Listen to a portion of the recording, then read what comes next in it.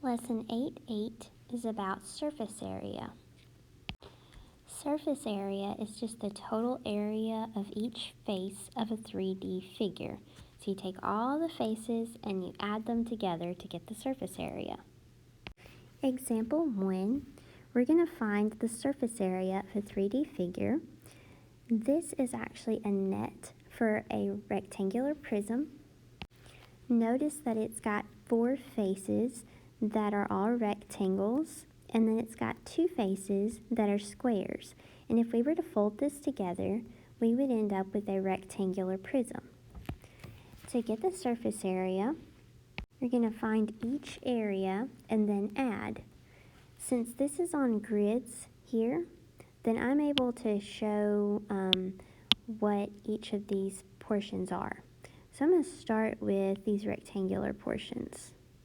I have 1, 2, 3, and 4 of these.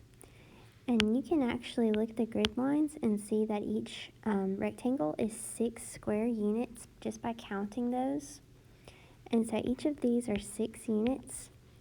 And so I'm going to add 6 plus 6 plus 6 plus 6. And I could have even said 6 times 4, which is 24, which will come out to the same amount. And then I could go through and I have these 2 squares. And I can count those and see that they are each 4 square units. So I could add 4 plus 4. When I add these all together, I get 32 units in total. So I get 32 units square, or we can call that 32 square units. So we have found the surface area using a net. For example 2, we have a 3-dimensional figure that's drawn for us, and we want to find the surface area. This is a triangular prism.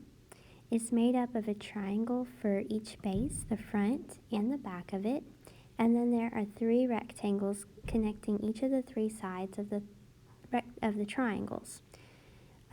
This has one segment that is 2 inches, and then another segment of the triangle is 1.5 inches. And those are the base and height of the triangle because they meet at this 90-degree angle. Then we have the diagonal of the triangle, which is 2.5 inches. And then the portion connecting the 2 triangles is 15 inches long. So once again, we're going to find the surface area. This time we're not given a net, so we have to visualize each part of this triangular prism, find the area of them, and add it together. Okay, so I notice I have got 2 triangles that look like this. They are right triangles, and they look about like this. I need to know 2 dimensions. I know that I have 1.5 inches and 2 inches that meet at the 90-degree angle to be the base and the height. So let's just start by finding the area of the triangle. We know that the area of a triangle is half the base times the height. You can refer to your reference sheet to find that. And it doesn't really matter which one I call the base and which one I call the height, but I can say 1.5 times, or 1/2 times 1.5 times 2. And when I multiply through, it may be helpful to just start by saying half of 2, which is 1, times 1.5 is 1.5. So I get 1.5 square inches for the area of the triangle. Now if I take this side over here and were to redraw it, it's actually a very long triangle on the side, a rectangle on this side. So I have 2 inches by 15 inches.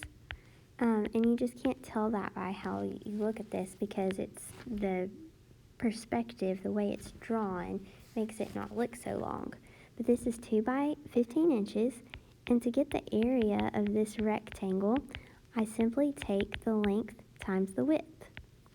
So I'm going to say my length is 15 times my width is 2, So the area is 30, and that's in square inches.